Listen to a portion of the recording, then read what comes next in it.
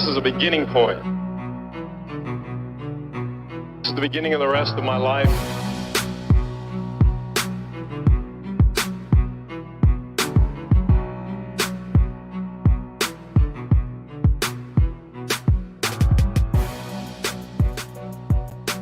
I got the meaning, and I got to write it down, because I don't want to forget it. Just win, baby.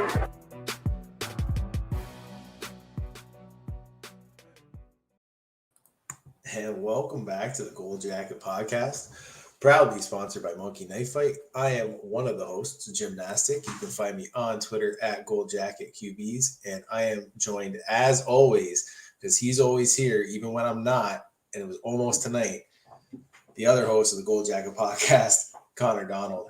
Check him out on Twitter at Connor10, and we are proud members of the True North Fantasy Football Network.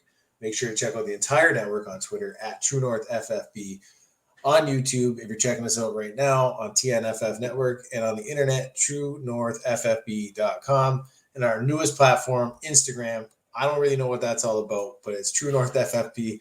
You can find articles, rankings, podcast streams, and so much more, including 5 nights a week of live streams kicking off week 1. And we know that is coming up pretty soon. So we are this week going to continue our training camp visits by heading down south to the NFC, to the defending Super Bowl champions. Oh my God, it makes me sick to say that. Tampa Bay Buccaneers, the New Orleans Saints, the Carolina Panthers, and the Atlanta Falcons. As always, we're going to dive into our 4 key position fantasies and give you our personal takes on the situation. I'm probably going to ramble. If you listen to any shows, you know that. We're going to give you our fantasy assets for season long and dynasty, and wrap it up by giving you our choices for gold and fool's gold. So let's dive in right away. Connor, man, how you doing? Man, I am doing great. It just feels so good to know the football season's right around the corner and that we're wrapping up our training camp series. As always, this is a blast every single year. But I just can't wait for training camp to be over, preseason to be over, all the hype of preseason to be over, and the real damn thing to get started. Before we dig into the NFC South, though, we got some major news that broke about 5 hours ago. Obviously, Travis Etienne, Liz Frank surgery required. He's going to miss likely the remainder of the season. Actually guaranteed the remainder of the season because they put him on the IR. Quick reaction, I guess, to that, Jim, if you want to give a quick take on the reaction. Obviously, I know from some group chats, you are a proud James Robinson owner in some leagues, and you are pretty happy that this happened. I'm not happy that it happened. Not happy that it happened, but any player or anybody, a good karma person, send positivity out of the world. But that being said, I have said previously that you needed to own James Robinson. And if you thought this undrafted rookie that rushed for over 1,000 yards was going anywhere, he wasn't. I did not care that Travis Etienne was going first round pick. Dynasty, yeah, sure. Your window definitely sold or slammed shut. It has reopened. If you can get James Robinson in Dynasty and trade him, that is an open shut window. In season long, though, you ride that boy because Etienne is out for the season. James Robinson, like I said, has been able to show to be able to take contact and absorb punishment. That was something that I had dealt with Etienne from college, and I thought they were going to end up relying on James Robinson anyway. Now that door's just opened up again. So Dynasty, if you held on to J-Rob, like I have held on to J-Rob, thinking that you were going to get a better buy window because you didn't believe they were actually going to draft a running back, and then they did anyway because they had bigger holes in the situation. Your window is reopened again. And even if you think it's a lateral move this year, it could possibly be a positive move future going forward. 100%. No, I completely agree. And you know what? It is our second big loss of the season as we lost Cam Akers a couple weeks ago. For me, I was never really in on Travis Etienne. I was never positioned to be able to draft him in rookie drafts. And then in startups, I'm avoiding because I just don't think that Travis Etienne is going to be able to live up to where his ADP is or was. I think his ADP was at RB13 in that ballpark last time I saw, going right around J.K. Dobbins and stuff, who I also have my doubts about. So I was never really in on Etienne, and like what you hear from camp was kind of like they were going to attempt to go with the two-headed monster anyways. this only helps you if you're a James Robinson owner. That window's open again, like you said. If you want to wait a couple weeks and let people see, James Robinson's a real deal, don't worry about it. Go ahead. But for me, if I'm selling, I'm waiting for the best offer, because he's somebody that you can definitely ride if you're a contender, or, I mean, he's such a difference maker now, because we saw it last year. Such a massive difference maker. So, I mean, sucks the injury happened for Travis Etienne. But the window has graciously opened wide again, because the only competition behind James Robinson is Carlos Hyde, who shouldn't be that much of a threat. But as a lot of people know with Urban Meyer, there's some trust issues rolling around the fantasy community already. So who knows what might happen there, although he did cut Tim Tebow. So, I mean, he's making some proper decisions. But yeah, enough about that situation. I felt we just had to react quickly to that. Since real quick though, before we move on, big winner though, really sneaky winner is Visca. That guy again is going to get those manufactured touches that I thought was actually ETN was going to eat into. Would have been Visca if he didn't take that wide receiver one role. So yeah, he's another big winner. But like you said, we're not talking about AFC South, we're talking about NFC South. So let's get into this. Absolutely. Let's dive in. We'll start at the quarterback position, and we'll start it off with Tampa Bay. So Tom Brady is approaching the golden age. I mean, honestly, he's probably really surpassed it from an overall football and fantasy perspective.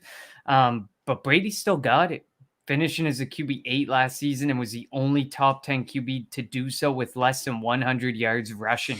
He had a beautiful 40-12 touchdown to interception ratio and finished as a QB1 62% of the time.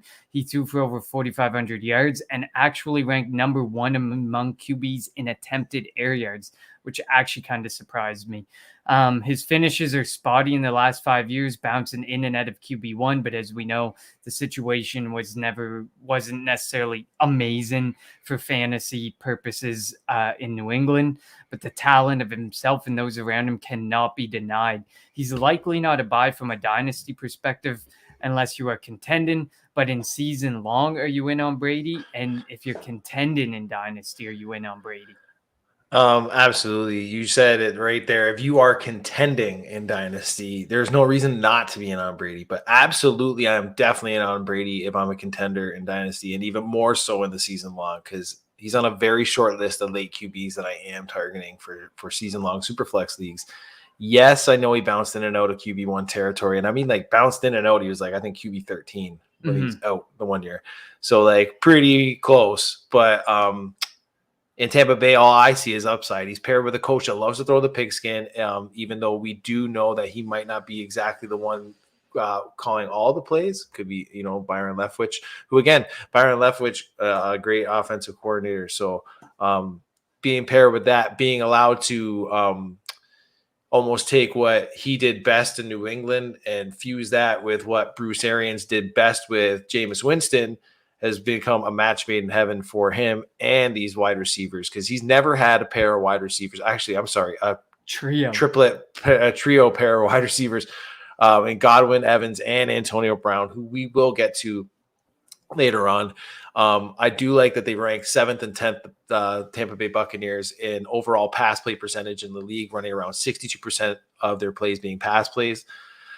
And I just think this offense is just too juicy to not want Tom Brady, in my opinion. Even when you add Gronkowski in there, right? Like there's another option that's just going to be good in the red zone. I don't care if he's broken down or over that hillish area with Tom, but like he's still a threat in the red zone. And then I was looking that during the fantasy season, so weeks 1 through 16, he scored 351.4 points for 23.1 or 23.41 points per game. And I don't think that's pretty bad when you start looking at it from that aspect. And when I was looking at it from like your top guys, I think he was only 1.5 points off from like your big 2 or 3 guys there with Kyler Murray, Josh Allen, and Lamar Jackson, and Patty Mahomes averaging around 25 to 24 points. So he's not even that far off on it, and at a much depressed ADP, which is like what I'm thinking is really juicy. You can get a really nice build up there with a good stable of quarterback or a good stable of running backs, good stable of wide receivers, possibly one of those three too, if you really want to go really late with AB, and you can nail Tom Brady in there season long. I'm loving him. He was actually one of my SFB targets and missed out on him. Pretty upset about that. But I don't want to keep ranting and raving about this, so that's how I am for this. I like the other it. thing. Sorry, just real quick. The other thing I did have in notes in here that I really loved about Tom Brady is his. You said he had a great touchdown to interception ratio with 40-12 TD to INT, but what I really liked is him in the red zone, because when he gets to the red zone, he does not throw that fucking ball away. His touchdown to interception ratio, 20 yards and closer, is actually 28-0 last year. So that's something I like, and that's something that Bruce Arians probably likes, and that's something that Bruce Arians couldn't say when Jameis was tossing that ball around Raymond James. So that's a segue right there, talking about Jameis Winston. Absolutely. Yeah. Perfect segue, of course, because I think we've touched on Brady enough. So into New Orleans we go. I kept it pretty sweet and simple from this perspective. The debate continues to rage on. Is it the LASIK fixed eyes of the former YOLO baller Jameis Winston, or is it the legs of the quarterback turned running back turned wide receiver turned tight end Taysom Hill? Peyton and the Saints continue to search for the predecessor of legend Drew Brees. Who do you think starts, and who do you want to own, given that neither currently possesses top 20 ADP, but whoever starts definitely possesses very easily top 20 finish potential? Winston's going as QB 28, and Hill's going as QB 34. I mean, for me, it's Winston. It's got to be Winston. It makes no sense to go with Taysom Hill. I actually think it's better if Taysom Hill continues to be the gadget, the weapon. Without Michael Thomas, all the more you need that type of gadget, that type of weapon. What's your take, Jim? Well, prior to last night, where Jameis Winston looked pretty damn good, throwing 2 tutties to Marcus Callaway. Man, I actually had this literally written up. I'll just read what I had written up before Monday night, and it was in a word: Connor, Taysom, and more words: Taysom Hill. Here's another on a short list of QBs that I want in season long Superflex. QB 34 to me is crazy. That's telling me that you think that every single starting quarterback in this league, plus 2 backup quarterbacks, are better than Taysom Hill.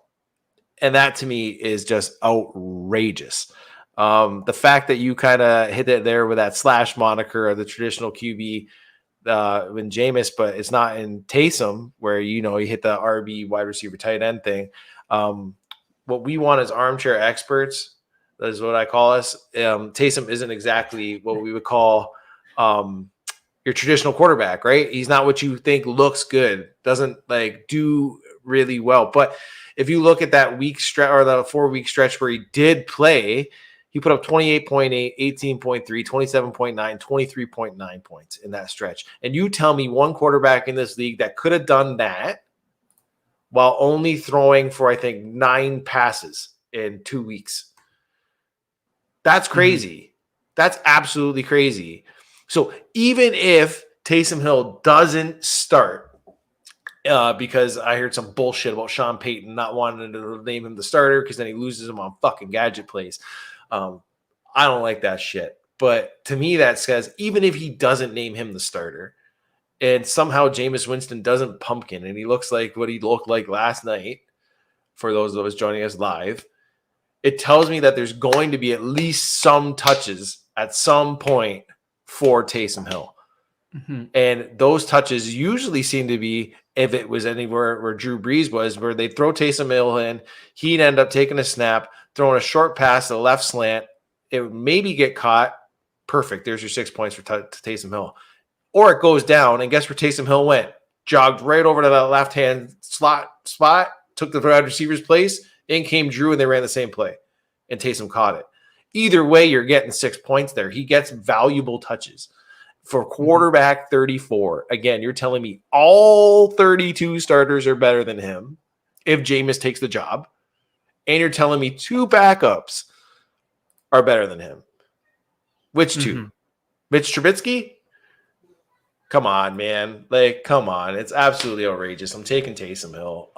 And I actually think he gives them a better chance to win.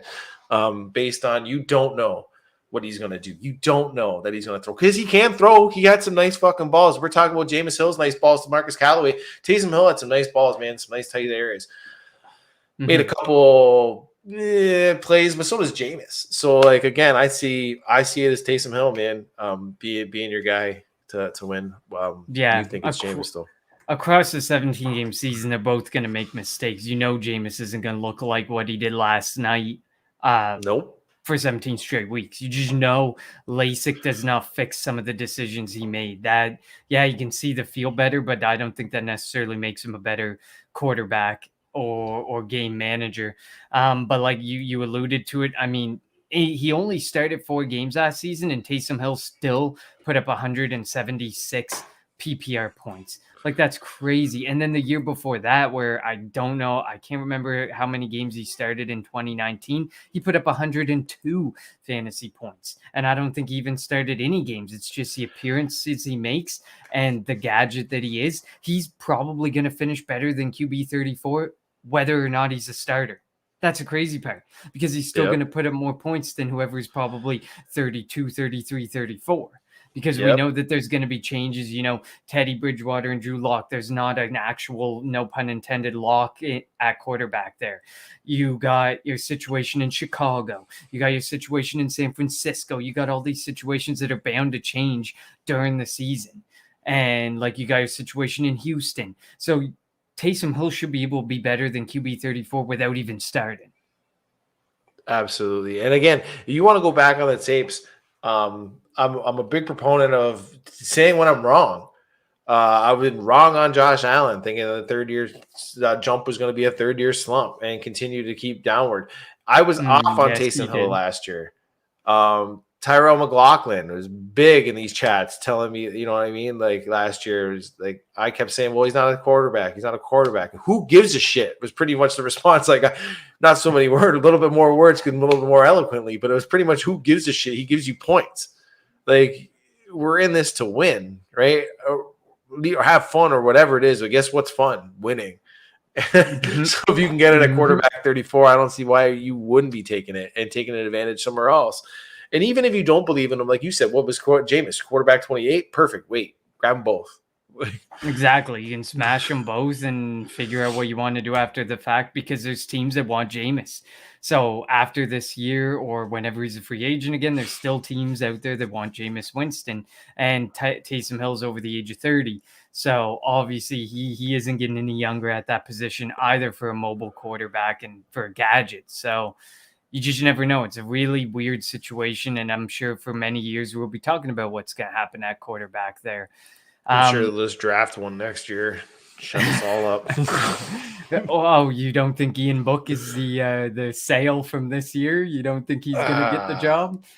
Anybody listening that plays with me that is in a league where I own Ian Book on a taxi squad, I sure do. I think he's the combination of Jameis and Taysom. I love it. That's great. We're moving to Carolina next, where it's another very intriguing and awkward situation.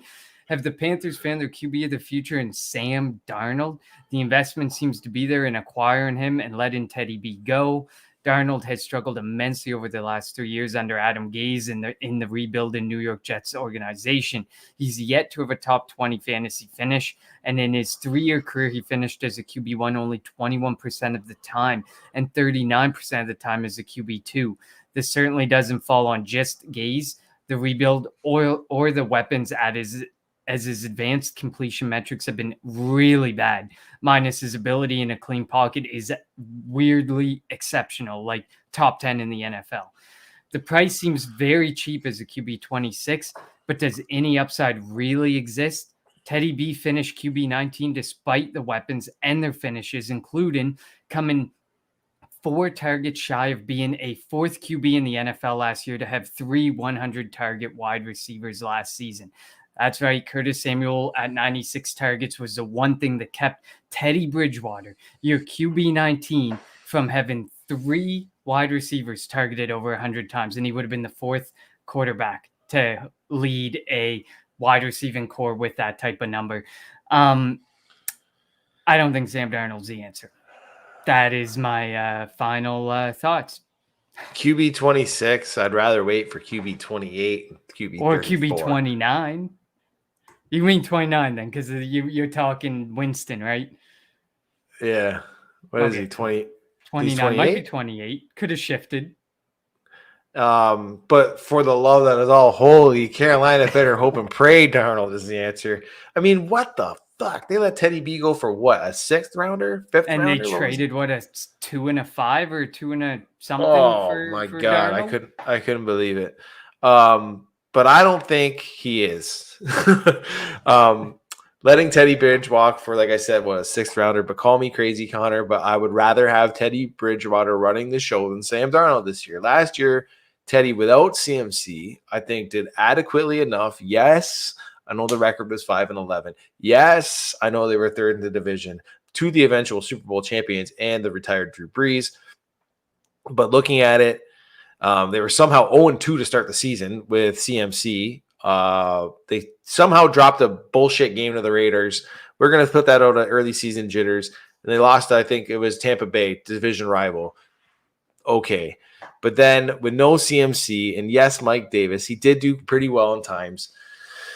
Now, I'm talking real life for a second, Connor, when I think Mike Davis is an RB1. Nobody's like CMC. So Teddy didn't have that luxury with CMC. So while Sam might look a little bit better because of it, I decided to look at Teddy Bridgewater and the Carolina Panthers week 6 through 10 when they hit a brutal pill of 5 straight losses. No CMC. First off, they face Chicago, right? Tough defense there, right? They lose by 1 score, 23-16. No 100-yard rusher, no 100-yard receiver.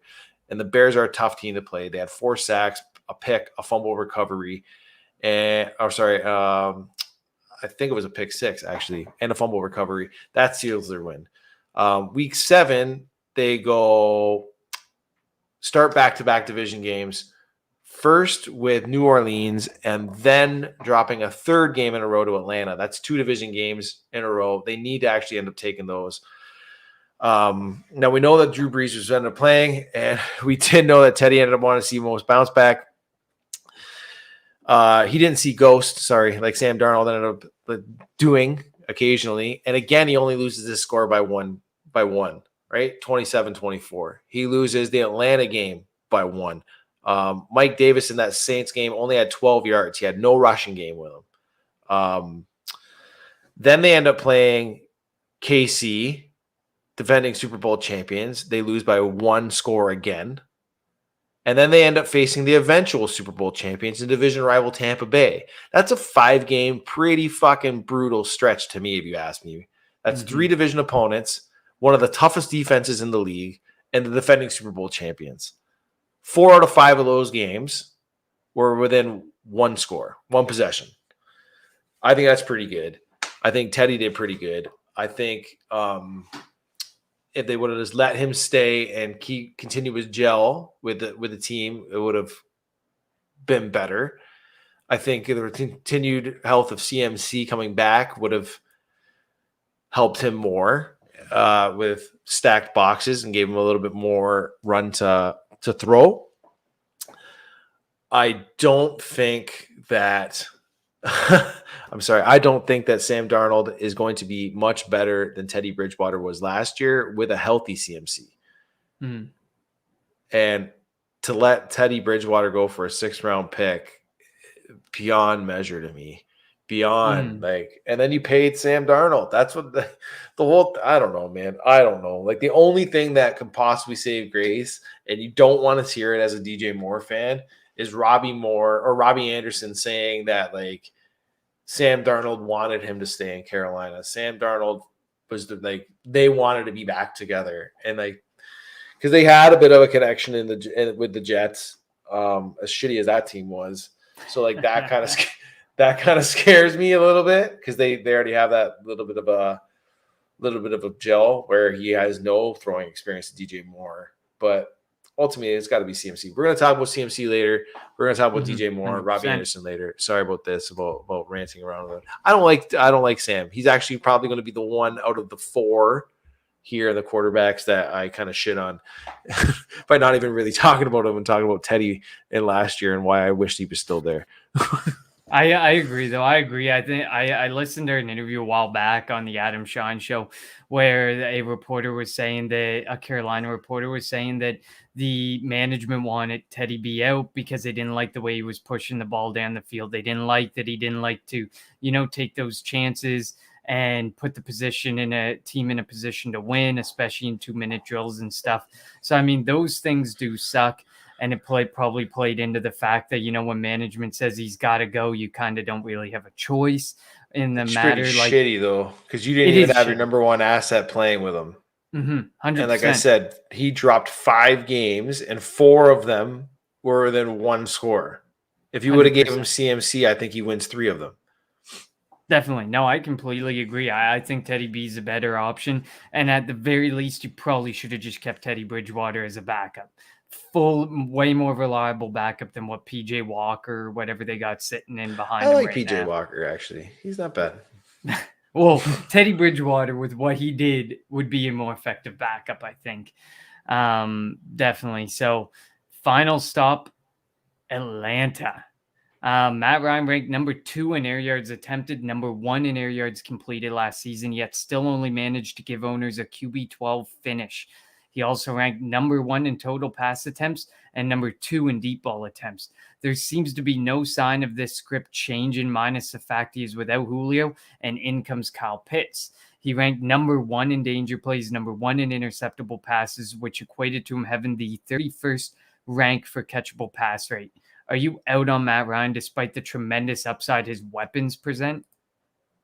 No, I'm in on Matt Ryan for season long. He's another QB that entices me because gone is Julio. Skyrockets to the moon, Calvin Ridley. We're going to talk about that. In comes Arthur Smith. That's actually what I'm really interested to see, is if this high passing offense maintains with Arthur Smith, who we all know has found fantasy success with Derrick Henry. Well, there's definitely no Derrick Henry here.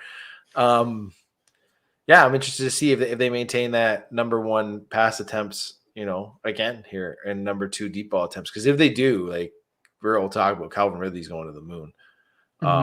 But yeah, man, like, I'm not really going to be too long here.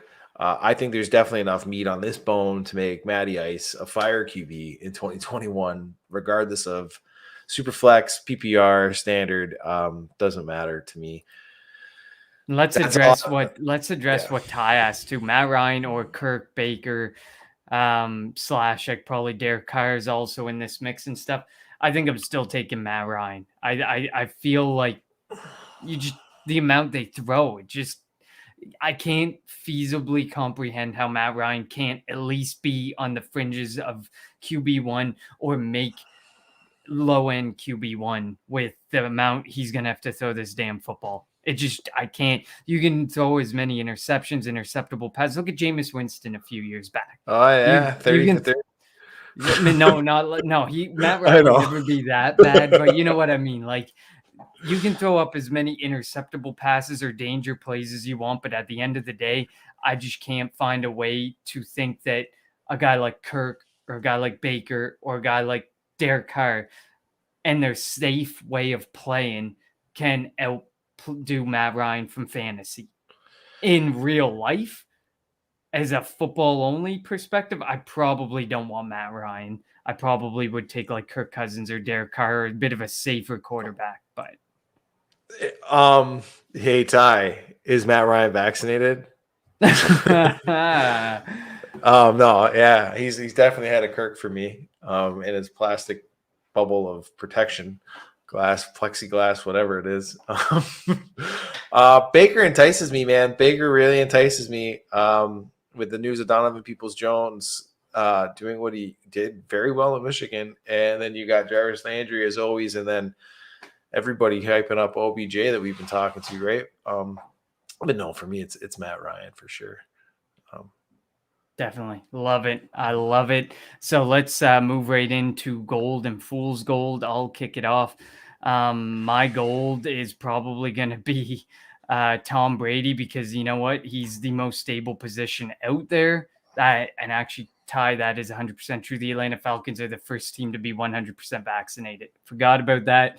Good joke, Jim. But so I'm going Tom Brady because he's got the most, probably the safest situation. I know Matt Ryan is, has been around Atlanta forever and whatever, but at the end of the day, new coach, new regime coming in. You never know if Matt Ryan will continue to be around at his age and stuff. The fool's gold for me. Oh my God, this division's quarterbacks. I'm probably going to go with Sam Darnold. And I mean, just purely like, can he outperform QB 26? Probably. And likely can get right near the QB 20, but I don't think he's going to be the long-term answer. I don't think he's someone you want to hang your hat on. So what about you, Jim? So my season long is Tom Brady. Simply put, he's being drafted too late for a guy who knows the game like he does and can still produce with elite options to throw to. I threw that word in there, Connor, because I know you hate it. For Dynasty, though, man, I tried to rack my brain, and all I can think of really was none. But, I mean, if I had to pick one, I'd probably end up saying Taysom Hill based solely on future trade value in season, right? I think he's going to pop and give it to you for sure. How are you feeling, though, about the fools? For me, I'm thinking it is Jameis Winston. That's like, for me, I don't even understand how you could go not Jameis Winston, because he's not even going to keep the job. Like, you know what I mean? Like, oh man, like there's no way he keeps that job the entire season at all. At least Sam Darnold has a shot at it. You know what I mean? Like, there's debate that he doesn't even like get the job week 1. No, I can see it. I can definitely see it. I mean, I just think the investment is just so dirt cheap in them that I don't know. The investment is just too cheap that I think Jameis Winston lands on his feet somewhere else, because as we know, QBs are always moving. So tough to say, but I can definitely see that for sure. We'll move into the running back room next and go with Tampa Bay. What to make of this mess? Yet again, it continues to be a mess. Ronald Jones, Leonard Fournette, and now Gio Bernard added to the mix. The Bucs ranked 27th in run plays per game last season, but with a full year together and the whole gang back, maybe there will be a shift in script. Not likely, given that their game script ranked 6th in the NFL. So they still ran the ball a ton despite a fairly positive game script. Jones is 3 years deep into the league and just turned 24. His passing game remains a liability, ranking 4th among RBs and drops, but he has a yards per carry over 5 and a true yards per carry, which discounts runs over 10 yards, of 4.6, which ranked 13th among running backs. He also ranks top 20 in key categories like the all-important red zone touches, yards created, and evaded tackles, but only had 2 weeks as your RB1. Lenny was great in the playoffs, as we know, and owners hope he builds off of that. He also ranked very highly among RBs and drops. Otherwise, almost every statistical category, he ranked outside the top 30. And Gio is a pass-catching specialist for Tom Brady. We've heard this story before. We've seen this story before. He ranked 10th in receptions last season, 10th in yards per run. Otherwise, after Mixon went down, he proved himself as nothing more than a change of pace back. What are you doing in Tampa Bay?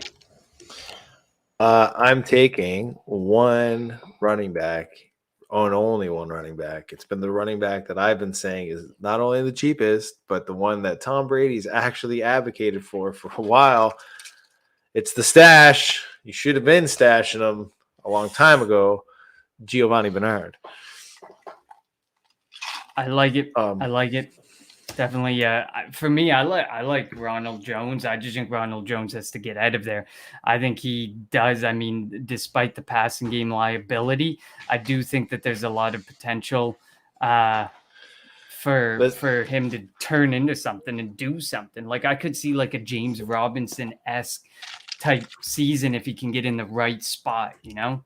So that's I my like the thing. fact he's young. Don't get me wrong. I love the fact he's young. Like you said, he's 24, third year in the league. I think he might have been the actually youngest running back in his draft class. Mm-hmm. Very ample opportunity, and the fact that he's ended up being shared time zone now with probably Gio and Lenny and going to be saving his legs. I mean, if you can get him for cheap, if he's not producing anything on the fact that he might go to a different team next year, I'd be all for that and I'm looking for that. But like I said, PPR, I want Gio. I want the guy that Tom wanted in New England. Not only, like I said, he's cheaper. Like I don't know, that seems to be a thing for me. When in doubt, I go the cheap route. Whoever's cheapest, yep. Goes that way with the Steelers wide receivers, the Denver Broncos wide receivers, and the New England Patriots running backs a couple years ago, and now the Tampa Bay Buccaneers running backs. So yeah, I'm taking Gio. Yeah, almost comparable to the Patriots. Next up, we'll move over to New Orleans. Alvin Khmer may have struggled with Taysom Hill at the helm for 4 games last season, but there's reason to believe no matter who starts at QB, the investment in Kamara from a pure salary perspective is just too rich to let him disappear for multiple games. Kamara's been a top 10 running back all his career, including top 5 in 3 out of 4 seasons. Time to really blow your mind. In 4 years in the NFL, he has been an RB1 65% of the time and an RB2 18% of the time, and RB3 or worse only 17% of the time. So in 83% of his games played in the NFL, he's been a top 24 running back. He gives you everything you want in your team's RB1. Top 5 in almost all receiving categories. Top 10 or borderline in almost all key categories for rushing. 11th in true yards per carry. 6th in yards per touch. Number 3 in evaded tackles. Number 7 in goal line carries. Shall I go on? And do we need to even mention the upside that the Michael Thomas situation and injury presents for him? When Michael Thomas is out of the lineup, his game splits are insane. His targets are through the roof. Oh, and I guess I should talk about Latavius Murray because there's still people who talk about him. Over the last 3 seasons, he's played in 47 games. He produced less than 10 points in 31 games. He was an RB1 only 7 times and an RB2 4 times. So you got relevant performances in 11 out of 47 games and completely unstartable performances in 31 games. It's worth mentioning Alvin Khmer is my number 2 on my dynasty rankings of RBs. So I love that, man. When I was digging into him last year, number 1 in receiving yards, number 1 in total touchdowns, number 1 in PPR, number 1 in points per game, number 3 in expected points, number 2 in fantasy points over expectations. Like you were saying, this guy was a fucking monster. But the only thing that people seem to remember is that week 11 and week 12 stint where he had 10.5 and 6.2 points last year. No one wants to remember the 23, the 38, the 44, the 20, the 20, the 22, the 25, the 15, the 34. And then after that, even shitty one with Taysom Hill still in the fucking helm, 17.7. And then, fantasy championships. Did he bring home the gold? You bet he did. Did he help you bring home the gold last year? You bet he did. Absolutely, he did. I don't see how you can't be in on Alvin Khmer, the AK sprays from far away. Everybody hits the DECK. My slow flow is remarkable. Peace to Mateo. Anyway, little Biggie Smalls there. Listen, Ty. Yes, he scored a lot of touchdowns in those weeks, but you know what? That doesn't even matter. He brought you a championship, and you were probably riding him that whole time going for that championship as well. So I can definitely say that despite half a dozen touchdowns in championship week in those all points are created equal, though, right? It doesn't matter how they get on your board. It just matters that they're scored. I agree. I agree. You know what? I love it. I still love Alvin Khmer because sheer for the fact you can sit there and say, look at how many touchdowns he scored. But if that number of 83% of the time being a top 24 running back does not intrigue you and make you happy, I don't know what else will. So Yeah, now we draft Kamara like Tony Montana sniffs the yayo. we'll move on from Alvin Khmer. We've had enough fun there. So how do you follow up Alvin Khmer? Well, I'm following him up with CMC. That's right, run CMC. Christian McCaffrey. He played 3 games last season and was an RB1 in all 3 of them per the course. His points per game ranked number 1 with 30, nearly 5 points ahead of Kamara, who was second. Prior to last season's injury, he was the RB1 for 2 straight seasons. Over the last 4 seasons in the league, he has been top RB1 65% of the time and an RB2 20% of the time. That's right, 85% of the time he's given you a top 24 finish. What's better? CMC has only scored under 15 points in the last 3 years 4 times. In 2019, he eclipsed 1,000 yards rushing and receiving and has been targeted over 100 times in his 3 full seasons. He is the RB1, and I don't care if he missed any time last season. I don't care if you think maybe the wheels are starting to fall off. There is no train you would rather be hooked up to than the CMC train. Absolutely, Connor. I mean, even looking at last year in the 3 games that he was actually active, he was still RB1 every game. Like, are you kidding me? Yeah, of course he is, and especially in PPR, he's got that threat, right? Like, he's that dual threat guy. Because even though he's going to put up 1,000 yards on the ground, he's probably still going to be able to put up 500 to 700 yards receiving. You know what I mean? Like, this guy's a fucking animal. If people are off on him and somehow, selling him late, grab him, man, because the guy, what can I say? He's a focal point of an offense. You don't get too many. We can't even we could say as much as we want about it, but everybody knows CMC. Everybody knows that in most drafts, even in some super flex drafts, he goes 101. He's just that good. He's just that vital. He's just that damn important in this league, given the direction the running back position is going. You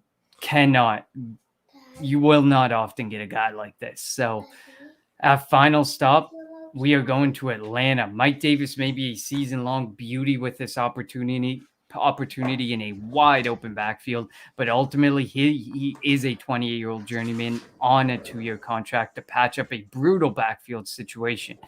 Am I right? The Falcons do have Kadri Olison. Autocorrect, Javian Hawkins got cut today, so they have Kadri Olison and Cordero Patterson to compete.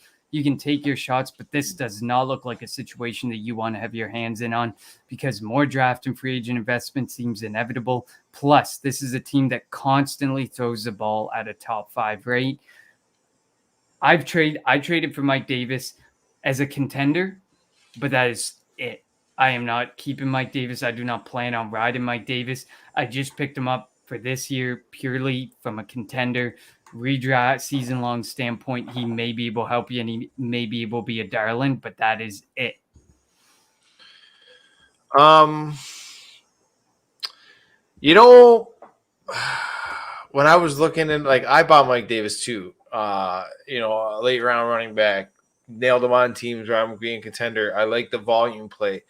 I also took Kadri Olison, a guy that I was very happy to be able to follow his career at Canisius College across the border. And then he did quite well at Pitt for an injured James Conner. Freshman and senior years, rushed for over 1,000 yards. Yeah, there is a sleeper there that I'm not going to mention. Brother Matt loves him though.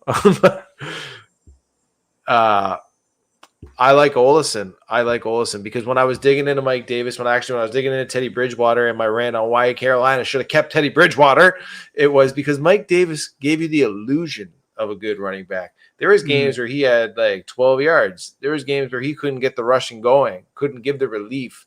Like you said, he's a journeyman. He's a journeyman that's never really produced more than less than 650 rushing yards ever on a season.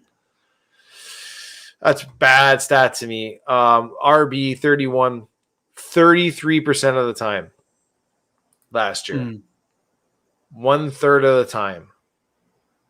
Right. And he had a nasty week in week 7, week 8, week 9, week 10. That during that 4-week stretch there, or 5-week stretch where I told you they played Chicago, New Orleans, Atlanta, KC, Tampa Bay. He ended up scoring 13.5. That was his best game against Chicago. Fucking tough run defense. Then he goes New Orleans, 8.6. Atlanta, 8.7. KC, 8.6. Tampa Bay, 8.4. Championship weeks, 8.1. 8.8.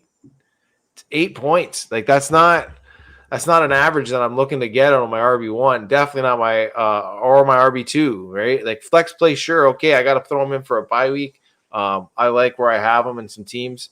RB3, RB4, RB5, some teams.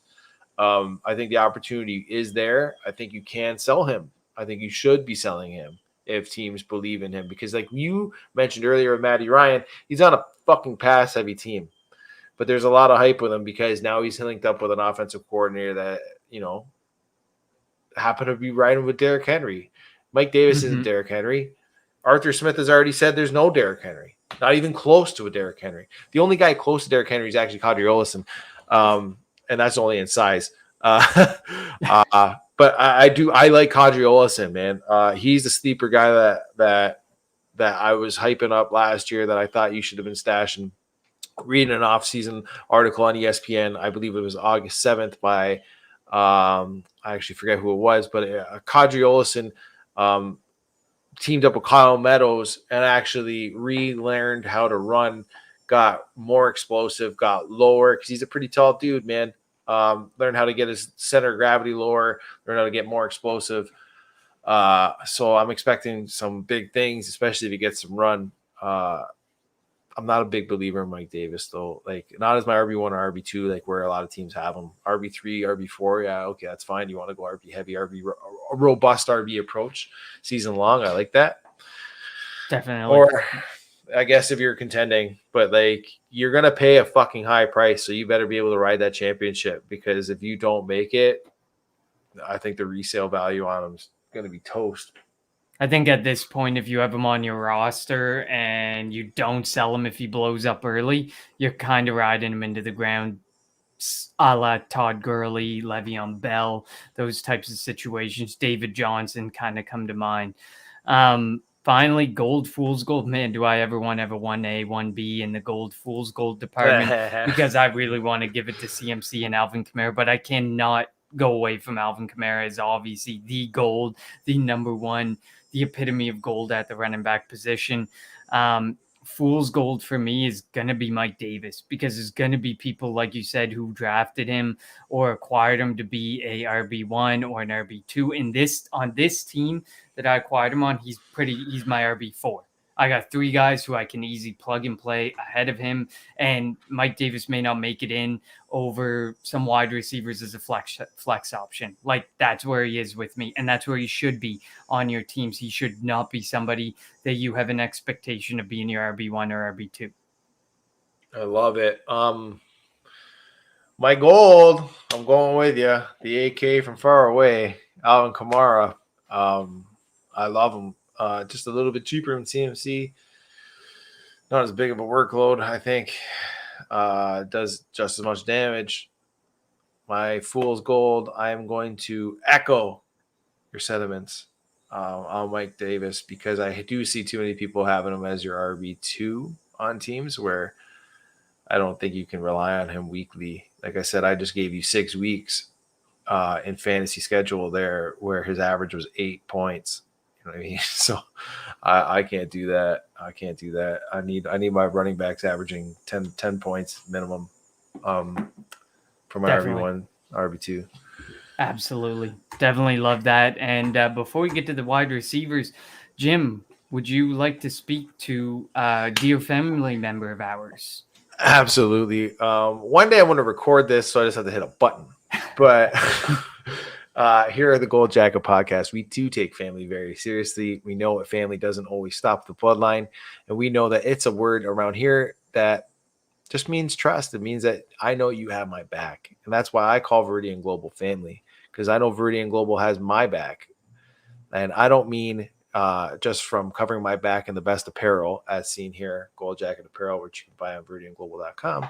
I mean every step of the way, from finding which brand that fits you best to tracking your order and making sure you are fully satisfied every step of the way. With over 50 brands, part of the family football or fantasy football collective family, what are you waiting for? Why don't you join the family now? Check them out at viridianglobal.com. Love it. Absolutely love it. As always, one of our very great family members. You're rocking the shirt. I'm rocking the hat. We're sharing some of the great gear that you can definitely get at Viridian Global. So definitely check them out. Into the wide receivers, as always, we spent a 50 minutes on the two most important positions in fantasy football. So we'll try and wrap this up a little quicker on the wide receiver and tight end room. Oh, yeah. You know, those tight ends are going like 3 minutes, bro. Wide receivers that started in Tampa Bay. I tweeted about this group earlier in the offseason from week 9, which was the arrival of Antonio Brown. To week 17, Tom Brady sustained 3 top 24 wide receivers. Evans, number 11, Godwin, 17, AB, 23. They all received over 55 targets. They all had nearly 500 yards, AB at 483, and they all had at least 4 TDs. This is impressive. Mike Evans has outperformed his expected points 4 years in a row. He has finished as a top 24 wide receiver in literally every year of his career since 2014. Everybody is calling for his recent regression in target share and saying it's clear his touchdowns will regress. Yet I find myself stuck wanting him and his 7 straight 100 target seasons and 7 straight 1,000-yard seasons. Chris Godwin had a plethora of injuries last season after a massive 2019 that saw him finish as the wide receiver 2. He was impressive in 2020, ranking 5th in QBR when targeted and number 9 in fantasy points per target and 5th in catch rate, a proven reliable target. And finally, Antonio Brown, if he can keep his fist off teammates' chins, is the valuable veteran who Tom Brady seems to love. In the last 4 weeks of the season, Antonio Brown was the wide receiver 4, trailing only Stephon Diggs, Devontae Adams, and Calvin Ridley. He produced 20.12 points per game, 315 yards on 32 targets, 25 receptions, and 4 touchdowns. Time to visit the ADPs.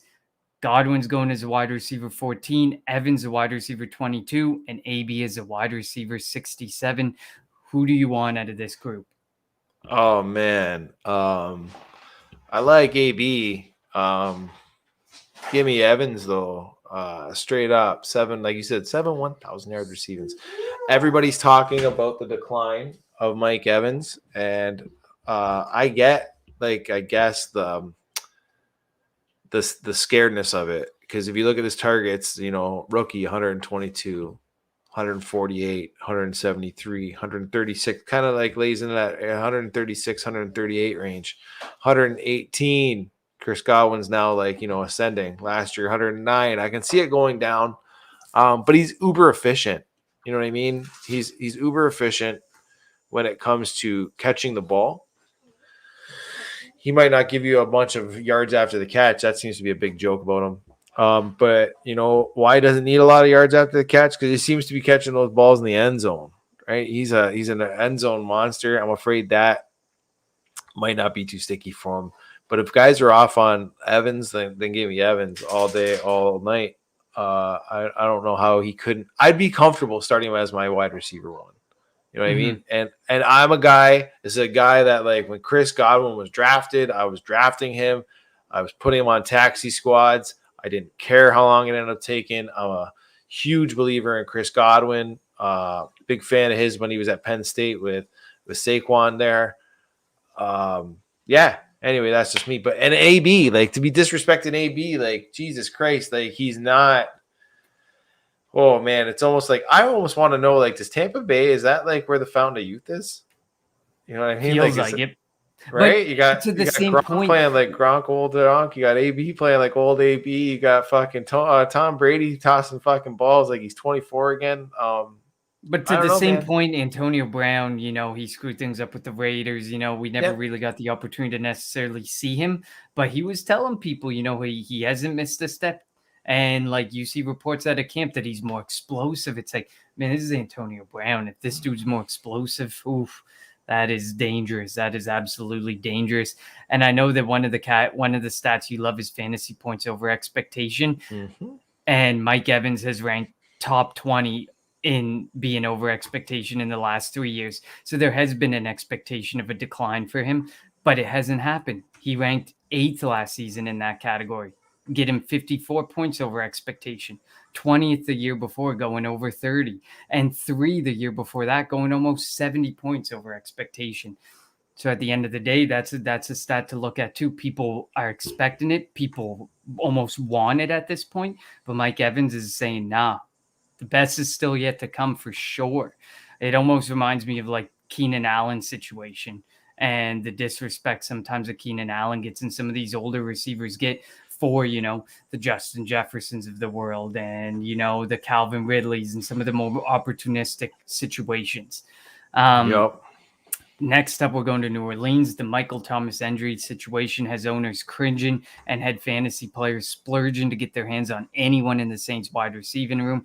Marquez Callaway has impressed immensely in camp and has over-delivered in the preseason. The 2020 UDFA has got little chance to show out beyond a 10-target week, 7 against Carolina last season. However, you can't help but be intrigued now by what you're seeing.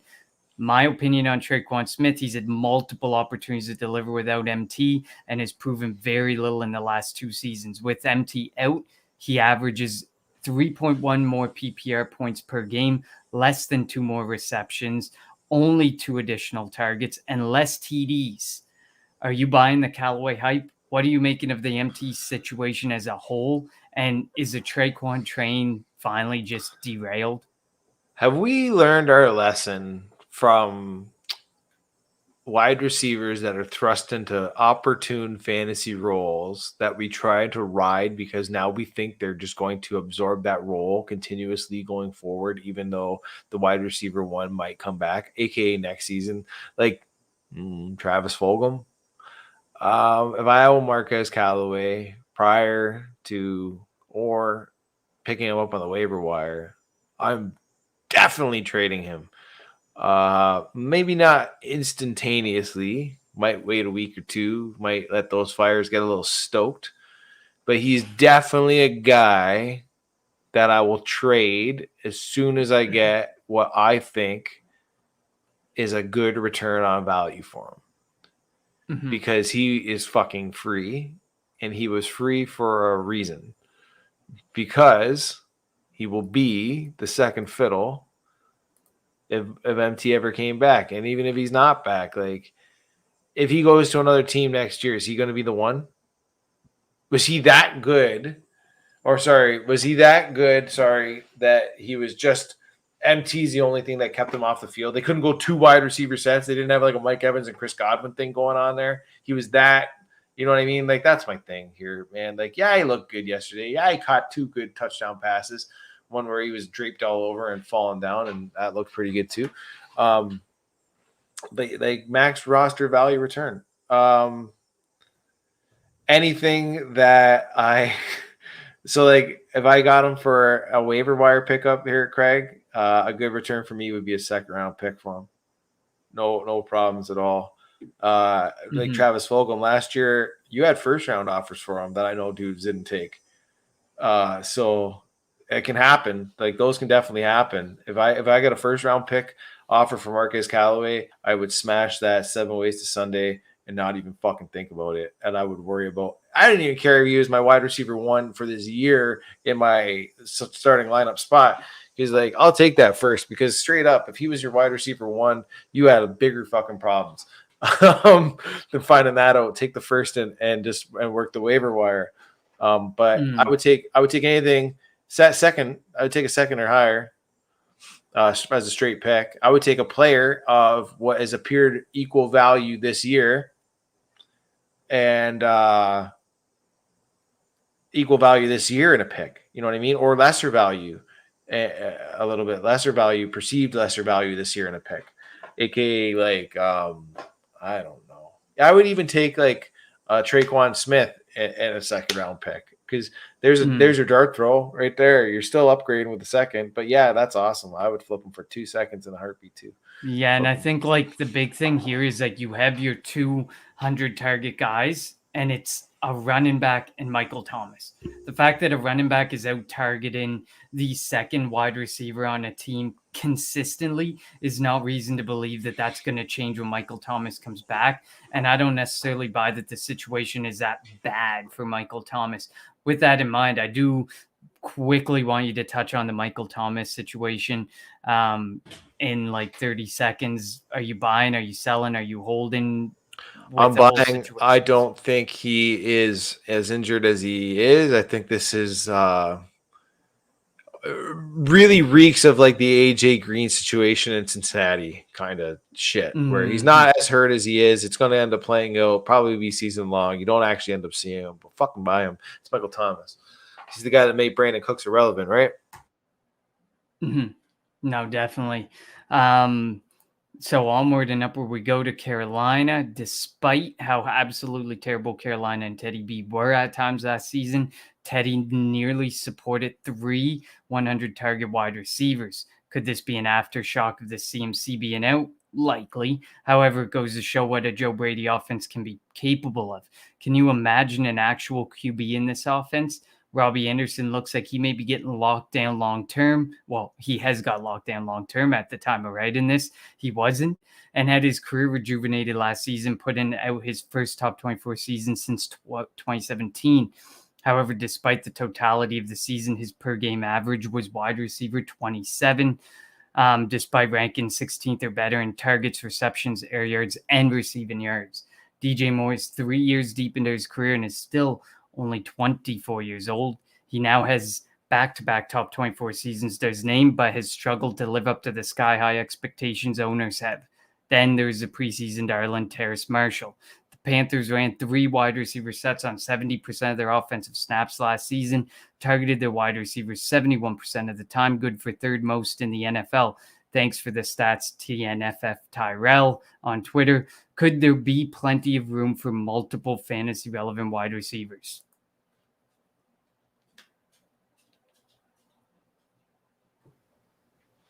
No. You know what? It really scares me that because I like DJ Moore. I like what he's done so far in the league. What scares me is the Robbie Anderson Sam Darnold connection. As shitty as Sam Darnold and the New York Jets green was, still takes time to build a rapport with a quarterback.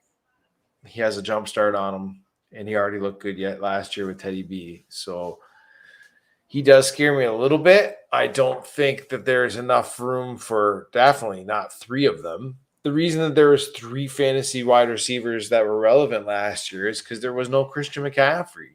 That's why. That's what made Curtis Samuel relevant in that offense. One of them was going to be wiped out. Now I think it's probably going to be Terrace Marshall. No, I'm not buying Terrace Marshall. I like DJ Moore, and I like him a lot more than Robbie A. It's just Robbie A scares me a little bit with that connection, like I said, with Darnold. So I love the more puns, the more word puns that we constantly get from all the people with the last name Moore is so great on this show. Our last stop in the wide receiver room is Atlanta. The Falcons are looking for their 4th straight year of top 5 targets to the wide receiver position. Julio Jones is out, which has completely inflated the value of Calvin Ridley. Calvin Ridley probably worth the investment, definitely, because I mean, when you look at Calvin Ridley and you look at his stats, a guy is despite his injuries is well over 100 targets every single season, or he had 92, 93, and then he burst onto the scene for 143 targets last season with Julio Jones out of the picture. Yes, they brought in a tight end in Kyle Pitts, this freakish tight end in Kyle Pitts, and Russell Gage is there, who he even had 100 targets last season. But overall, what's your feeling on the Atlanta wide receiving room? I mean, Calvin Ridley's going to cost you a fortune. Russell Gage, a bit less. And other guys like Olamide Zaccheaus and stuff, a whole lot less. But obviously, this team's going to throw the ball a ton. Man. So I almost got crucified for saying, before I mentioned it to the TNFF chat, I said it at work real quick to a guy, and I said, how do you feel about Calvin Ridley? Do you get any vibes from X player? And I got like just torn up and down by this guy telling me Calvin Ridley's the greatest thing since sliced bread. Then I brought it into the TNFF chat. Dan Brown, in no particular way, shape, or form, pretty much told me I must be crazy. Now I've been watching these hype videos that the Sons of Dynasty have been clipping up there. I don't know, man. That Calvin Ridley, maybe he is to the moon. Maybe I'm not getting those juju feelings from him. I was just a little skeptical. I was buying him. Don't get me wrong. I was buying him last year, hoping that Julio would leave. I was buying Julio this offseason, hoping he would leave and go to a different team, kind of upping both their values. But I never, ever thought that Julio leaving would pump Calvin Ridley to the heights that I'm seeing him now in the offseason, which is blowing my mind. Like, he is up there. But I mean, to the moon, I guess, right? Like, this team has thrown number one pass attempts last year. They throw over 600 pass attempts. Like, fucking, it's money. It's guaranteed that you should hit the over on that on a bet. So the opportunity is going to be there. The only other player that is really fantasy relevant in there catching passes that anyone's going to tell you is a tight end that may or may not take time to develop. We'll see. That's another thing I get crucified for saying. If Kyle Pitts doesn't exactly light the world on fire, your investment for season long was wasted. Dynasty, I get it, but like, really, man, can you hold on to a tight end? That's something I want to ask you. Can you hold on if it takes him, say, 3 years, in his third year, he hits that ceiling that we've all expected? Say he hits like 800 yards as a rookie and like six tutters. And then year 2 hits like 900 yards and 6 tutties, which isn't bad. It's not like that's bad. Really good for a tight end. That's really good. It's early. It's absolutely great, but that is not what people are expecting from Kyle Pitts. Pitts truthers are expecting like 1,100 yards and 70,000 touchdowns. No, but like they're expecting like 7 to 10 touchdowns and seriously like 11 to 1,200 yards. If that doesn't come till year 3, would you be disappointed? I wouldn't be disappointed because that's the expectation. I mean, maybe me and you are different because me and you both kind of think the same on the Kyle Pitts train. Like, I never drafted him, never got the opportunity to be high enough to draft him this season in rookie drafts, never have taken the shot that high in my startups. I'll wait for TJ Hawkinson. I'll wait for Noah Fant. I'll wait for Dallas Goedert. I'll wait for others as they fall down the chain a bit. But I wouldn't be disappointed. That should be the expectation that you like. If he gets 1,000 yards, I consider Kyle Pitts ahead of what he should be at the end of the day. And I know that to some people, it's like, nah, that's the floor. That's the floor. This guy's going to have 1,000 yards and 10 TDs. Listen, I get it if you think that that's the floor because he's a freak athlete. He's like nothing else we've seen. But the college game versus the NFL game is a whole different thing. I get he looks good. His tape is exceptional. There's so much to love about him. But, I mean, let's not just jump the gun on it. I wouldn't be disappointed. To be honest, I wouldn't be, but the truthers probably would be. I would not be disappointed. If he emerged in year 2, I would find that to be real fine. That would be good. If he emerged in year 2, he's still ahead of schedule. If he emerges in year 3, he's still ahead of schedule because most tight ends don't emerge then. Hawkinson and Fant are heading into that all-important year 3. So, like, I get where people are coming from. The tape's good. The result, the analytics are good. You know, the stats are good. The production's there. Everything's there. The opportunity's there. The landing spot's there. Listen, I get it. But, I mean, I you know, me and you, we think alike in this mentality. Yeah, and I'm sorry to actually go well, I guess ahead. I guess we don't really. I guess we don't have to talk about Cobb hits when we come to the tight ends now because we kind of addressed that. But let's get our golden fool's gold in before we move into the tight ends. Gold for me is gonna be, oh my lord, I'm probably gonna go with Calvin Ridley. I think he's definitely gonna pay off. I mean, you look at it, he's going as a top 5 wide receiver. I see no reason to believe he won't be. The opportunity is just massive there, and it's not like there's anybody standing in his way. And who knows how long it might take Atlanta to actually build, because they have to build other positions. They drafted tight end, avoided an atrocity of a defense. Eventually, they have to move to the defensive side of the ball, address the defense, fix their defense so that their offense can put up the 50 points and the defense stop that team from scoring 52. But you never know when they might go and get a true number 2 to pair with Calvin Ridley. And then the fool's gold for me is going to be, I think it's going to be Robbie Anderson. I'm going to say Robbie Anderson. He's going, I think, wide receiver 22. He's still going, or he's going like above the top 30 in wide receivers. And I just think that, you know, he's been a benefactor of this offense, and how much Terrace Marshall eats into it is going to definitely dictate how he flows. But I think there's going to be more of a split between Terrace Marshall and Robbie Anderson than there was Curtis Samuel and Robbie Anderson. And if you look at like the fantasy points per game and stuff, Robbie Anderson wasn't that great. He had some boom weeks, but he's really just mediocre. Yep. All right. So for me, I love this guy, and I love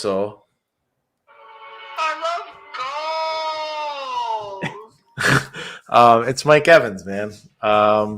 Like you're saying, he's being drafted as like a back end wide receiver 2, who I think can give you wide receiver 1 numbers all the way. My fool's gold is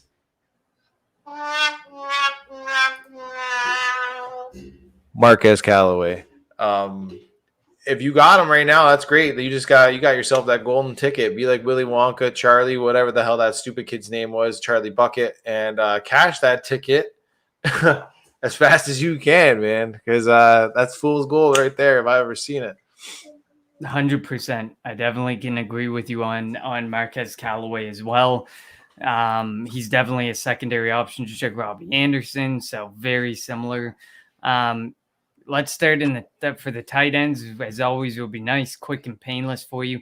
In Tampa Bay, I am going for O.J. Howard. If I were to pick a tight end that I would want out of that room, it would be O.J. Howard, and I'm going to live and die by the dream that he started years ago. And I'm sure that Fantasy Football Reaper could find the tweet where I talk about O.J. Howard and his athletic metrics and that he's due for a breakout.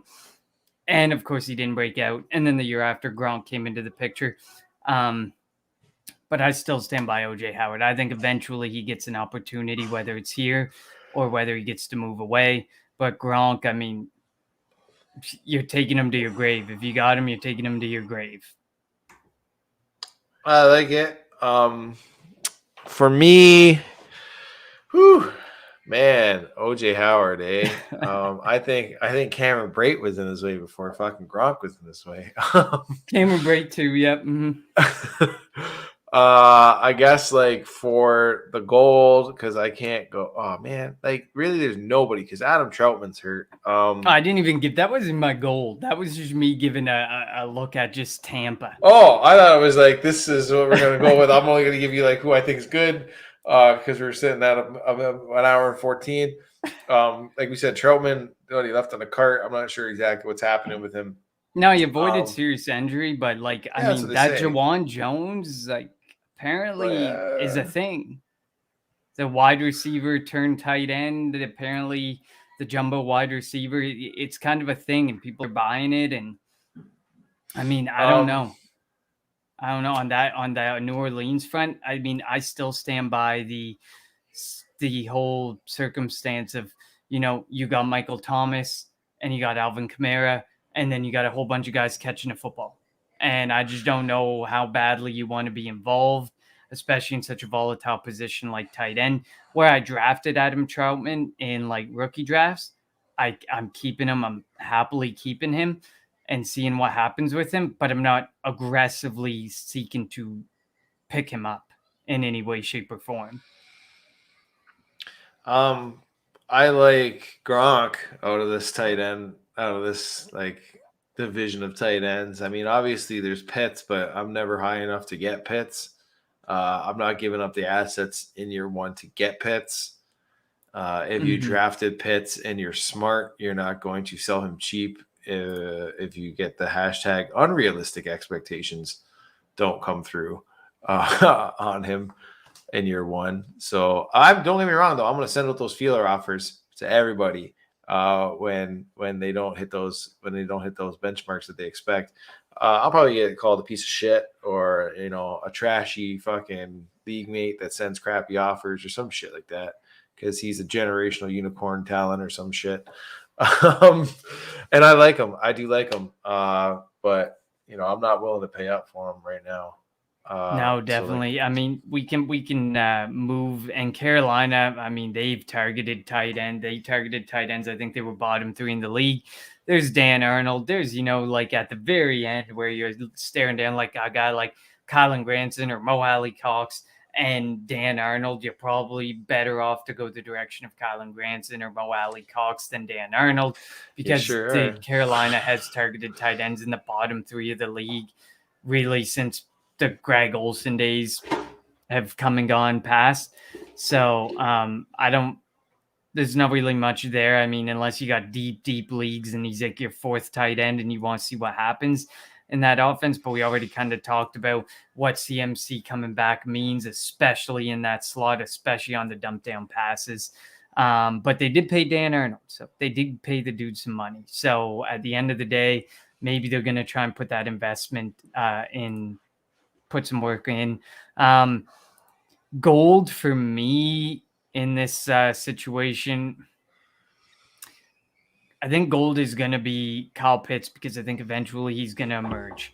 Early on, it looks like you're investing a ton. If you get him in your rookie draft, good. If you trade for him, don't do it. I highly would suggest not because you should get a massive return. Like we're talking like if you were trying to move Darren Waller or George Kittle or something, like you would expect a return similar to what you would get from those guys based on. I'd rather go after one of those guys. Exactly. I agree. I 100% agree. But I think eventually he starts to reach that ceiling. That's why he's gold for me, because if you got him and you hold him year 3, year 4, year 5, we could be talking about him. I know you're going to hate this, but we could be talking about him as the tight end 1 for multiple years, like Travis Kelce right now, the king of the tight ends. We could be talking about him like that. Yeah, absolutely. There are a couple coming up, that might get a bit of hype, but I don't think any have like coming out of college, but I don't think any are like Kyle Pitts and what we've seen with Kyle Pitts. Fool's gold for me is, oh my God. It's probably going to be Adam Troutman because he's kind of the investment that the ADP that you're putting in to get him is starting to get a little bit more aggressive. I mean, it's probably dropping a bit more because of Juwan Johnson and stuff, but that's going to be my fool's gold is Adam Troutman. Where I have him, I'm keeping him and seeing what happens or trading him if a good deal comes forward. Otherwise, I think he could end up a fool's gold piece because of the way the offense works in New Orleans and the two main pieces that see 250 plus of the year targets year in and year out. You know what, Connor, man, you said it pretty well there. I'm going to echo those statements exactly. If I'm buying Pitts and if I'm going to pay the premium on Pitts, I'm going to wait the couple years and pay the premium on him when he actually is that tight end 2, knocking on the tight end 1 door, just like Travis Kelce was. And that's exactly when I ended up buying Kelce. When he was in that tier already of like tight end 1, 2, 3, but just couldn't knock down the number 1 door. And I'll do the same thing for Pitts if you can get them by then. I understand the premium might go up, but that's fine. I don't mind paying premiums for players that I know will produce and have produced. I don't like paying the unheard premium for a guy that I have no clue, when I can pay the premium, like I said, the same premium for a George Kittle or Darren Waller. Yeah, eventually down the line, you get people who will move a guy like Kyle Pitts probably someday for a first-round pick. They'll probably be okay with doing it because it's just a tight end position, or it's a player who's getting older, whatever storyline or narrative you want to twist. That's what's going to happen. So while you could be sitting there paying 2 firsts, 3 firsts, whatever ungodly price you're paying for him, if you wait, that will slowly come down, just as every player from after the first 3 or 4 years, the price of players just comes down. It just starts to come down. It's always rookie picks and the draft picks always have that max value early on in their life, in their shelf life. And as those picks become names who age, whole different ball game. And that shifts. Those rookie picks, they're more than cents, buddy. They still cost you money. It's the cheapest place to get them. You know what I mean? Just like quarterbacks and super flex drafts. The draft is the cheapest place you're going to get some of these guys. Absolutely. I love Smoke's adoration for Kyle Pitts. He jumped in as soon as we said Pitts. It was like boom. He was waiting. Somebody sent this guy a message to be like, Craig must have been in the DM saying, Smoke, they just mentioned Kyle Pitts, get in here. Like, blow the comments up with Kyle Pitts love, because we haven't been hashtag realistic love we're giving him. Not the hashtag unrealistic love. So yeah, absolutely. That's it for this week, though. Thank you, everybody, for listening and watching. Make sure you rate, review, like, or subscribe wherever you listen or watch. Make sure to follow Jim at Gold Jacket QBs, or me on Twitter at Connor10. Also, you can find the True North Fantasy Football crew as you see above us. There's TrueNorthFFB.com, at TrueNorthFFB on Twitter, TNFF Network on YouTube, and also on Facebook and Instagram. You can find us there as well. Next week, we wrap up our tour of training camp, and we actually have a guest coming on next week that we will announce later in the week. So definitely check that out when we hit up the NFC North. And then football season, man, just cannot wait. We are a mere couple weeks away. So until then, we will see you all next Tuesday.